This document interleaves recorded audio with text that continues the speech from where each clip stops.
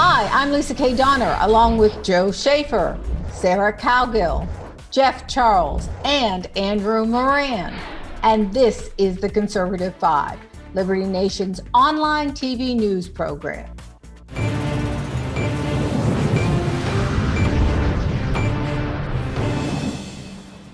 Even the leftist media must admit that since Joe Biden took the oath of office, things at the U.S.-Mexican border have gone sideways. It appears that Coming to America 2 isn't just a new movie, but a reality that the Biden administration is trying to wrap its hands around. The latest reports from the border are that 500 unaccompanied children are crossing into the U.S. every single day. 2 immigration bills have passed the House and are headed to the Senate for a hearty discussion and perhaps dismembering. It's been 3 decades since a comprehensive immigration reform plan has been passed. The Dems say they are cautiously optimistic about this one. Is this another run at amnesty for all or serious legislation that Republicans will back? For that, we go to our C5 panel. Sarah, let's begin with your perspective from the heartland. The U.S. Department of Homeland Security is saying that the migrant surge at the U.S.-Mexico border is expected to hit a 20-year high. You penned an article this week on the 2 pieces of legislation. Do they have a chance of making it to the Oval Office where the president's hair trigger pen awaits? Well, I mean, it might be a 2-year high because we took 2 years off, basically, with COVID. We were facing this in 2018, and things were ramping up to the point where we were going to be inundated with hundreds of thousands of people. We're inundated with hundreds of thousands of people, and most of them are going to be stuck at the border until somebody can sort out where the heck they're coming from. And that's the two pieces of legislation that are now going to the Senate or being bandied about by the Senate aren't going to help 500,000 unaccompanied minors. They're just not.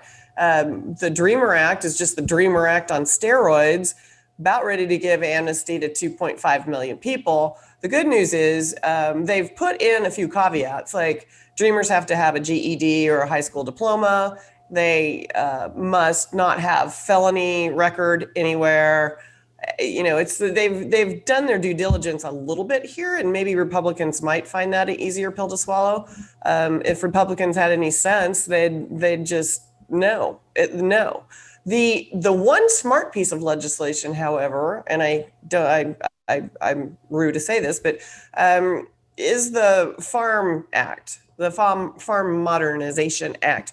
It takes all of the men and women who have been in this country performing jobs in the agricultural industry, and it gives them a pathway to legality, not necessarily citizenship, but the right kinds of papers. So, and even that has a few of the stipulations embedded in it. They have to be in the ag industry for a number of years, and they have to have a track record.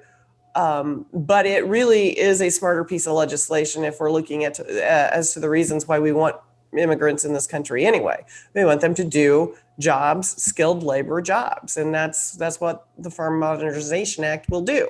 Easy for me to say, blah, blah, blah. Anyway, so I don't think if the Republicans are going to stick to their guns on this, I think they'll bend. As far as I can see, we got rhinos everywhere in the Senate and the House, and I wouldn't be a bit surprised if these 2 pieces of legislation don't pass without much of a fight. All right, Joe, do you really think that these 2 pieces of legislation are going to fix what's going on at the border now? Well, I agree with Sarah that we got to keep our eyes on the Republicans. They want to go along with a lot of this, is my big fear. Immigration reform has never gone away as something that Congress, both sides of the aisle, have wanted to push. The only thing that's kept it from being enacted up to this point is the fury of the American people. They have not been able to get around that one unfortunate snafu in their minds. And I really think we're being set up here, much like with the coronavirus hysteria. These things are very organized. The 2018 migrant caravan was organized. There are NGOs, international organizations busing these people up to our border. They do this in Europe too. Very powerful moneyed organizations all part of the same network that these members of Congress are part of. And, the Republicans, they want their cheap labor. The Democrats want their future voters. Both sides want this to happen. The only people who don't want this to happen is the American people. And I think we're being set up. I think it's, oh, look at the crisis. It's terrible. It's horrible. We have to do something. Gee, I hate to make you wear a mask. Gee, I hate to have you make us do immigration reform, but this is the Republicans. Gosh darn it, we're going to have to do it. Some kind of sensible immigration reform. You can just see it happening right now. And the American people need to not put up with it, put up a fight, put their feet to the fire of these Republicans and warn them, you are out of office if you do this, and hope it's enough. Well, Jeff, you're way down yonder in Texas. And so this will immediately impact your state first. What say you? Honestly, I'm tired of it. It's disgusting to me. I mean, I don't want to hear word one about immigration reform until they actually start taking border security seriously. I mean, until that happens, I have nothing to say about it that would be appropriate for me to mention on this show. Back when they got Reagan to grant amnesty, and they promised that they would talk about that they would take border security seriously. Turns out they were lying the whole time. So this time around, I want to hear about border security first. I want to hear about mandatory E-Verify first. I want that passed first before I'm even willing to even take on immigration reform. I get that it's an important issue, but until we take away the incentive for people to come here illegally, none of this is going to matter. It's just going to be an ongoing cycle, which is exactly what the Democrats and, yes, a lot of Republicans want. Well, you're a pretty mild-mannered guy, and that's the hottest I've heard you in a long time. So let's go north to the U.S.-Canadian border and see what somebody from Toronto has to say. Well, we have our own illegal immigration occurring in Quebec. People are crossing from the U.S. into the Quebec border. But when you look at the immigration file, I look at it from an economic standpoint, because one of the basic principles of economics is if you subsidize something, you get more of it. And the United States subsidizes illegal immigration. In Texas, kids get free education. In California, the state gives free health care to illegals 25 and under. New Jersey's handing out driver's license to illegals. In New York, illegals who attend high school for at least 2 years are eligible for in-state tuition.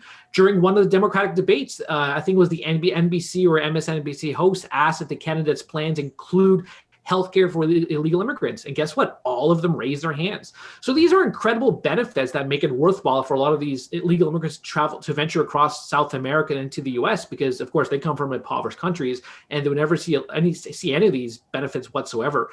When it comes to border security, I think President Trump's plan a couple of years ago was he wanted to slap tariffs on Mexico, and the Mexican government was forced to address the issue by securing one of its southern borders. And that seemed to have a positive effect. And to allude to what Jeff was saying, how Reagan promised amnesty, his successor, George H.W. Bush, also wanted amnesty. George Bush Jr. wanted amnesty. And so a lot of Republicans, except aside from former President Trump, they've all pushed the same Democratic line of just, allowing the borders to remain insecure, and letting all these illegals come and get benefit from the myriad of fruits that the United States offers the country. Yeah, anybody take this, but quite a change, isn't it, between what was going on at the border when Trump was president and now with Biden? He sent out a lot of signals saying, welcome, come, I'm open, I'm a nice guy, and here we are. Yeah, you see a lot of the illegals, they're wearing Biden T-shirts when they're crossing the U.S. border. So that shows that, he's sending that message through public relations saying, yeah, we're open, come in, do whatever you want. And the framing here is very dangerous for what I would call the establishment regime, which at least a couple of us here seem to agree goes on both sides of the aisle.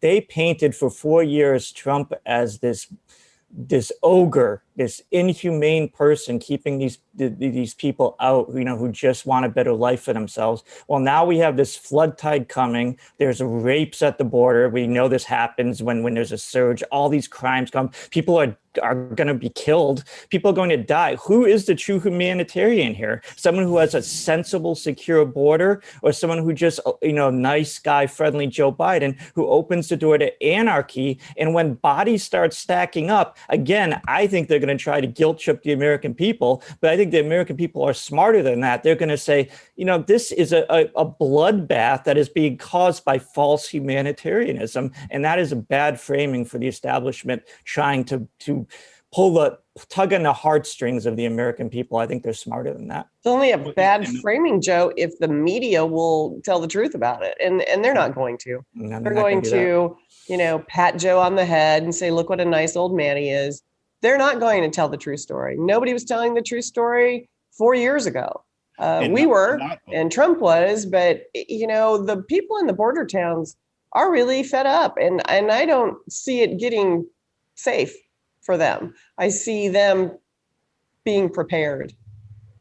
Yeah, and not only are they trying to pull on the heartstrings of America, they're trying to deflect blame for the migrant crisis. The Biden administration is responsible for this migrant crisis, for not anticipating what would happen when they start proposing open borders policies in public. But Jen Psaki just the other day was blaming it on the Trump administration. Now, I said in January, they ran on Orange Man bad, but they won't be able to govern that way. They're trying to govern that way, but they're not going to be able to blame it on Trump for very much longer. There's going to be an accounting for this, and it's going to be bad for the Biden administration if they don't get it together.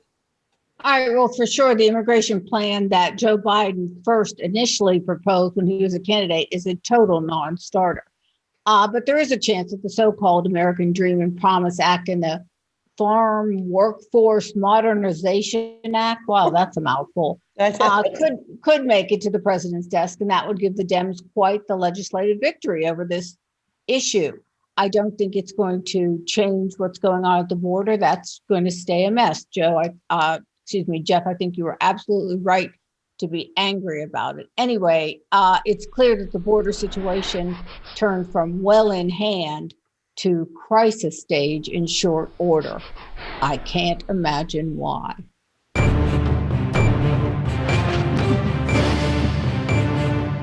That's it for our Conservative 5 panel today. Check out our other C5 shows and segments on your favorite video platform, YouTube, Vimeo, Rumble, or on them all.